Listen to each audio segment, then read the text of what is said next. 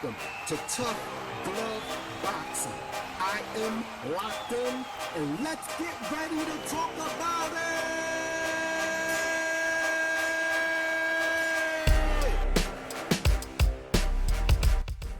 What's good, everybody? I'm locked in. Welcome to another episode of Tough Glove Boxing. First of all, as always, I want to take this time to give a salute to all the tough girls and tough guys that apply pressure to that like button for your boy. If you're new to the channel, I welcome you to hit the subscribe button.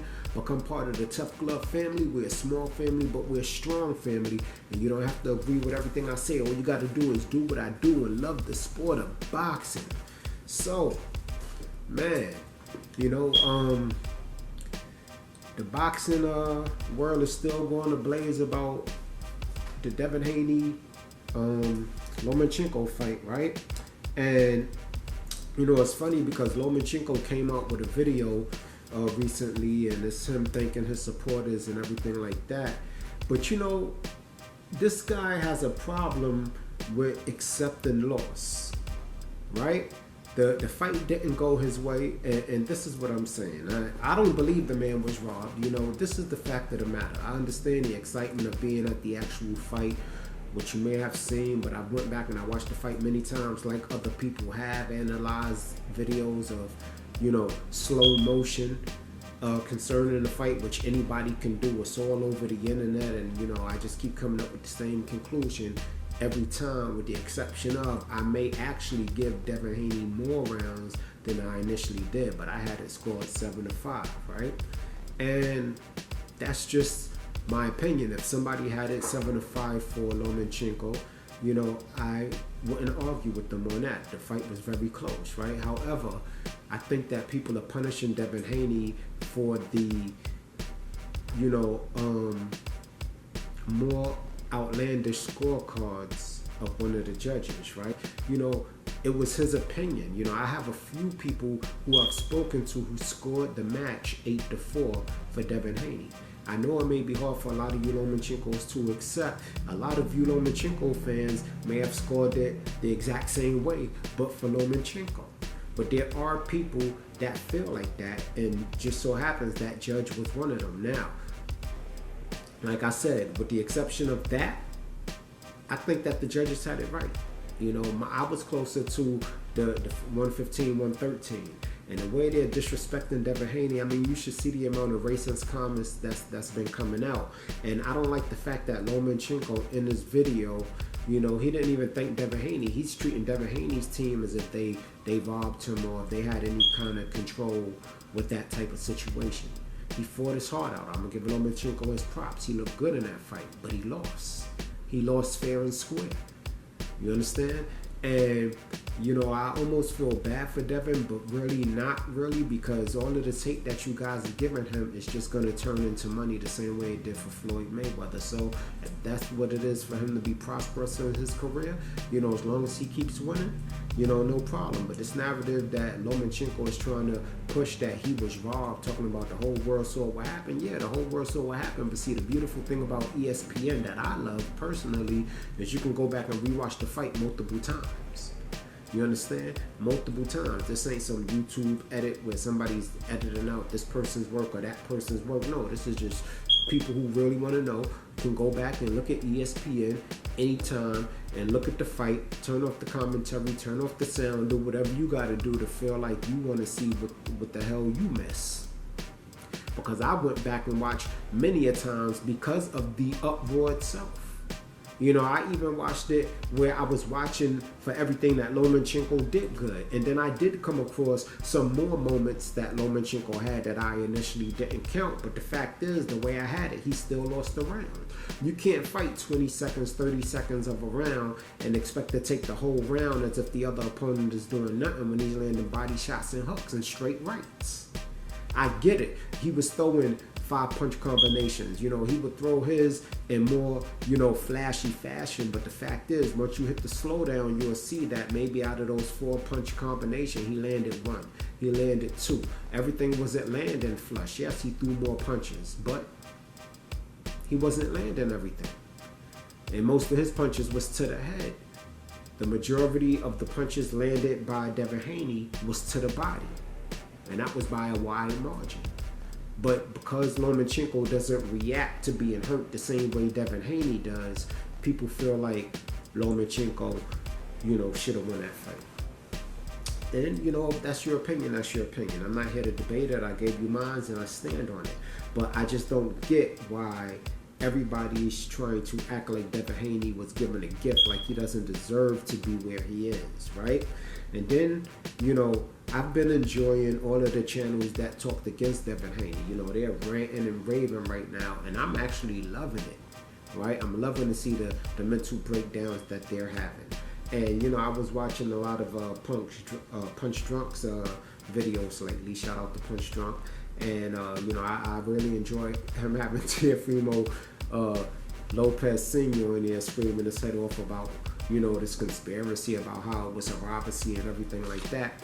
But now I see another video where they're talking about this big super fight between Teofimo Lopez and Devin Haney, right? And so now, here we go. Teofimo Lopez, they're going to start using Devin Haney's name to build clout for Teofimo Lopez. He got his hands full with Josh Taylor, right? Now, if Devin Haney decides to move up to 140, right? Punch Drunk is not wrong in that if Teofimo Lopez somehow gets past Josh Taylor, that will be a fantastic super fight at 140, right? You got Teofimo Lopez already had a couple fights at 140 established and is a champion now if he defeats Josh Taylor, the number one guy at 140, right? And then he fights Devin Haney. But see, here's the thing. We already been down that road before. They could have fought 135, and Teofimo Lopez could have really became undisputed, but he ducked that smoke.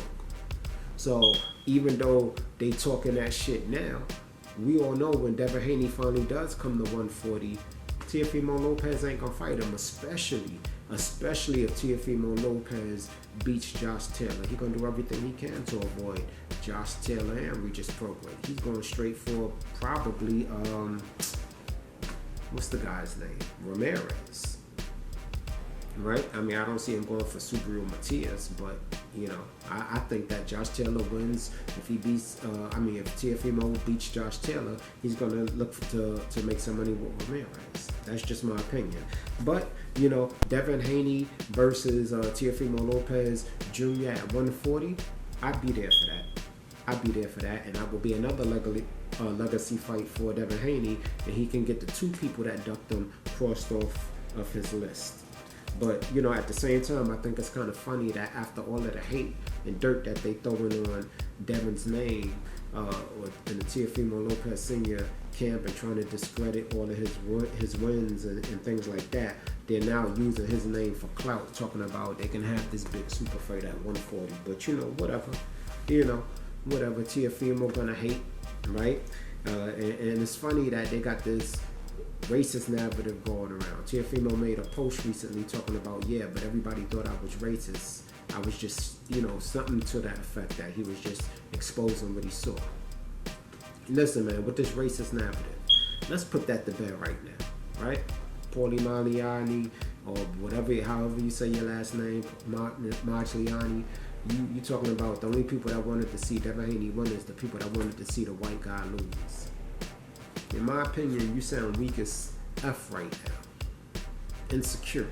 You know what I'm saying? That's what that racist shit is. And Showbiz the adult is acting like racism don't exist. But then when Teofimo said what he said, he comes on there and says people are going to say racist stuff, grow up. Like, nigga, does racism exist in boxing? Is there no place for it in boxing? Or are people going to say racist stuff, grow up? Which one is it? You switching sides, my nigga. I get it that you got to protect your brand. You know what I'm saying? And if everybody is saying it was a robbery, you might have put some money on Loma and lost it. Now you want to claim it's a robbery and, to keep your fan base. I get that. Your subscriber base, I'm not mad at that. But stop with the shenanigans. You're not being consistent right now. Then you got Keyshawn Davis, and I like Keyshawn Davis, but why is he hating? And it's funny because I'm asking it, but I know why. Because it's like Devin just came to top rank and took all the focus. You know what I'm saying? And they got some great ass fighters over there at top rank. Keyshawn Davis, Choo, Shakur. Like, I love all of these guys, but I don't understand the Devin Haney hate. that he's getting, right? Shakur Stevenson, when Devin Haney was with Daz, and they were like just cool with each other. You know what I'm saying? You never heard no back and forth, but that just goes to show you how success can turn friends and enemies. You know what I'm saying? But and at the same time, I get what Shakur Stevenson is saying is that when it comes to boxing, ain't no friends, and that's the energy that really should be maintained. So I'm not mad at either guy. But I'm just saying, like, damn, I mean, like, give the man props for his victory. It was a hard-fought fight. He went through the fire. He fought in a way that everybody didn't expect him to fight, and he dug down deep in that 12th round. I don't care what nobody say. That 12th round was beautiful from Devin Haney. It showed me everything I needed to see in his character. And all of that body work that he was doing early in the fight, when you want to ask why Lomachenko couldn't step it up in that very last round, because if Lomachenko would have stepped it up in that very last round, he would have won the fight. Or it would have been a draw. You understand what I'm saying? But that body work is why he couldn't step it up. Everything he had, he left it in the 11th round, and it showed in the 12th round, and that's why your boy lost. You go back and you look at that fight. So I don't understand all of this racist nonsense that y'all talking about. You understand? It was 3 white judges that scored the fight. You understand? Paulie talking about the only people that wanted to see Devin win are the people that wanted to see the white guy lose. I feel like that, you know, so is that saying that all of the people that want to see Lomachenko win just want to see the black guy lose? Like, you know, at this point, I know we should be used to Paulie and his nonsense by now, but I mean, you hear people really saying this shit, and when you read, you know, the chats and the YouTube content creators channels, you know what I'm saying? And it's just crazy. And then Bill Haney just came out because Trill showed out, you know what I'm saying? They came and blessed everybody with a live, and I checked it out because they ain't been on for a minute, you know what I mean? It was a good ass live too. You curse motherfuckers out as usual, but you know what I mean? Bill Haney put that shit to rest, talking about Paulie, you know, was talking about that they re-signed the Top Rank 2 days before the fight. He said he ain't signing nobody. Devin moving like a boss. He really the only one out of them young cats over there, younger than all of them. He moving more boss than all of them. You know what I'm saying? And he ain't signing nobody. He signed to his own promotional company, and that's what it is. Bill Haney set that straight. So you gotta ask yourself why they hate Devin Haney so much that they making up conspiracy theories. You know what I'm saying? We all know Teofimo Lopez Sr. is the king of that shit, but just make it make sense. Like, why would they rob? Talking about because Lomachenko is 35 and Devin Haney is 25. It don't matter how old Devin Haney is. If he ain't signing nobody and he can move anywhere he want to move, how does that benefit Barb Arum? It ain't like Barb Arum got a long-term contract with the dude, you know what I'm saying? But I agree that they still got some unfinished business because Teofimo Lopez is still there. And as much as I hate to admit it, that's still good money. That's still a good money fight for Devin Haney. It's still a good legacy fight, you know what I'm saying? Depending on how that fight goes with Teofimo Lopez and Josh Taylor. But I don't see Teofimo Lopez getting past Josh Taylor. And to be quite, you know, honest with you, I don't see Devin Haney really, you know, getting past Regis, Subriel Matias, or Josh Taylor. That's just my opinion. But I could be wrong because 140 does seem to look to be more his natural body weight, and he'll probably be stronger because he won't have to, you know, cut as much weight and go through what he has to go through before the fight. But we'll see, right? But as far as that racist narrative is concerned, man, cut it out. Albeit one of the scorecards was a little far-fetched, okay? But it is what it is. If it was on the other end and they would have gave the fight to Lomachenko, that scorecard, I would have argued it too. So I can't be mad at anybody that's protesting and trying to get petitioning, because we do need clean judging in the sport of boxing. That's just a fact. But I just, in my personal opinion, I feel like Devin Haney pulled it off, and I was very proud of his performance in that fight, and I was proud of Lomachenko's performance in that fight. You understand what I'm saying?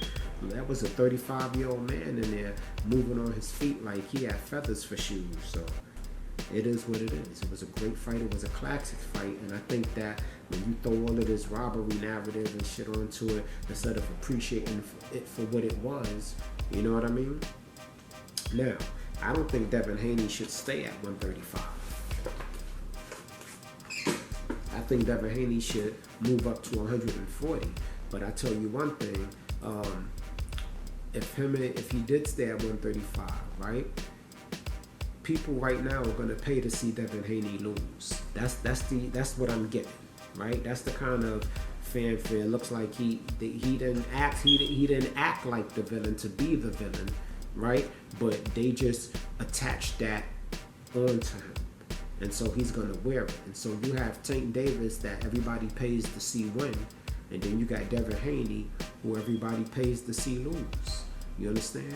If he does stay at 135, the only fight that makes sense for him to stay at 135 for, if you ask me personally, is the Tank Davis fight. Other than that, I think he should move up. If everybody else want to see him, they got to come up to 140, and he should start working on his legacy at 140 while he's still at this very, very young, tender age and healthy. Because I find it to be extraordinarily impressive that this man is only 24 years old. He's undisputed at lightweight. He's had his legacy fight, and he's 30-0. Did a video a few videos back talking about who may have the best legacy in the game, and so far Devin Haney is ahead of the race. Anyway, get in the comment section out your feelings. Locked in, Tough Glove Boxing. I'm out. You ain't gotta go home, but you gotta get the hell up out of here.